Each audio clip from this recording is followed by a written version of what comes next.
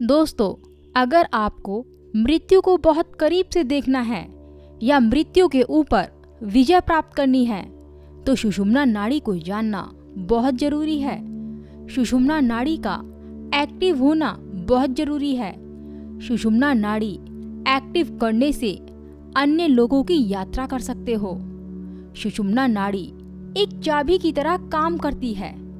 सुषुम्ना नाड़ी योग और तंत्र में एक महत्वपूर्ण ऊर्जा चैनल है जो रीढ़ की हड्डी के भीतर स्थित होती है। दोस्तों, यह मूलाधार चक्र से शून्य होकर सिर के सर्वोच्च स्थान सहस्त्रार तक जाती है।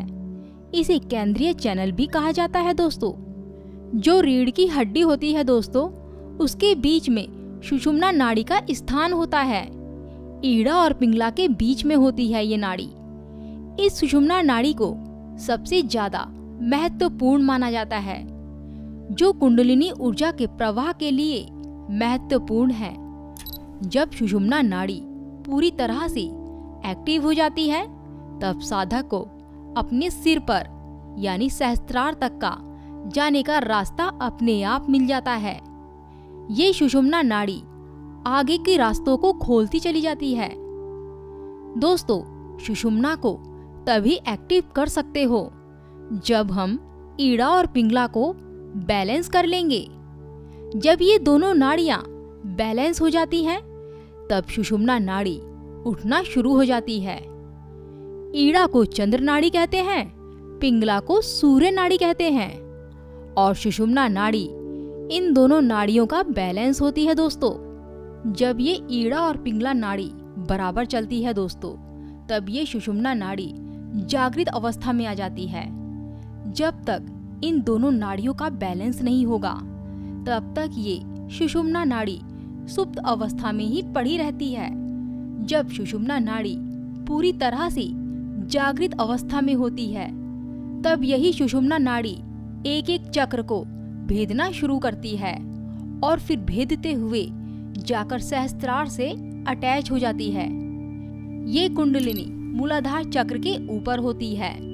जब तक मूलाधार चक्र एक्टिव नहीं होगा तब तक कुंडलिनी नहीं उठेगी। बात यह है दोस्तों, कुंडलिनी मूलाधार चक्र के ऊपर ही स्थित होती है। सोए सर्प के रूप के आकार में पड़ी रहती है। ये सुप्त अवस्था में तब तक पड़ी रहती है दोस्तों, जब तक हम ईड़ा और पिंगला नाड़ी को बैलेंस नहीं कर लेंगे।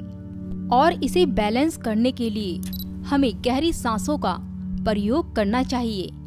इससे होगा ये, जो सर्प सुप्त अवस्था में पड़ा है, ये सर्प धीरे धीरे एक एक सूत के बराबर उठना शुरू कर देता है ध्यान मेडिटेशन के जरिए। और जब इसका जो फन ऊपर उठता है तो उसमें से एक लिक्विड की तरह निकलता है और वो लिक्विड ही ऊपर की तरफ बाकी के चक्रों को क्लीन करता है।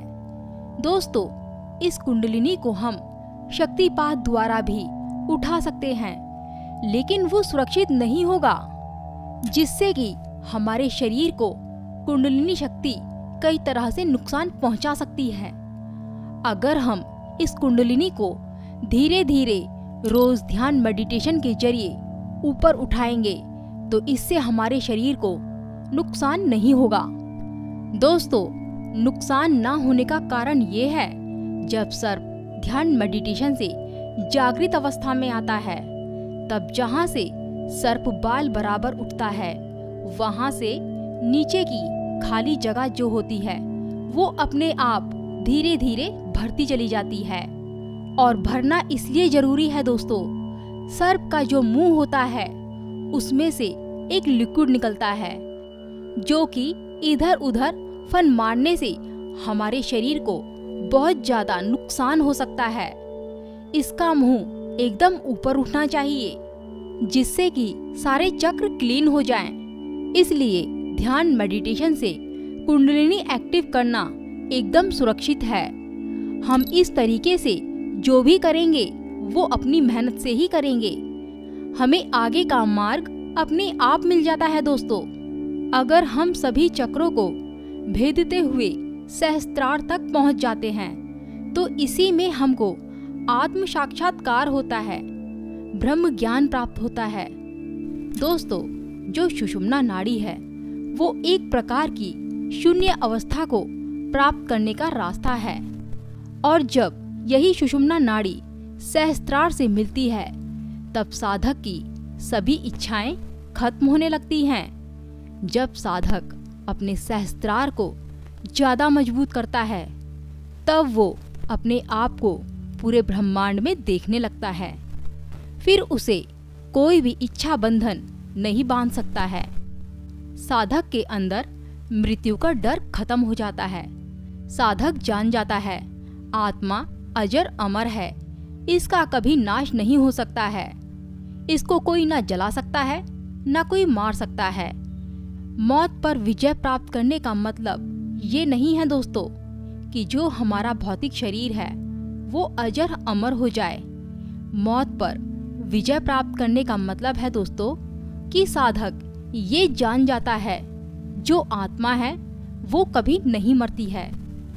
इसलिए दोस्तों, सुषुम्ना नाड़ी के जागरण से उस अवस्था तक पहुंचा जा सकता है जहां वो जन्म और मृत्यु के डर से ऊपर उठ जाता है। दोस्तों, वीडियो कैसी लगी कमेंट करके जरूर बताना।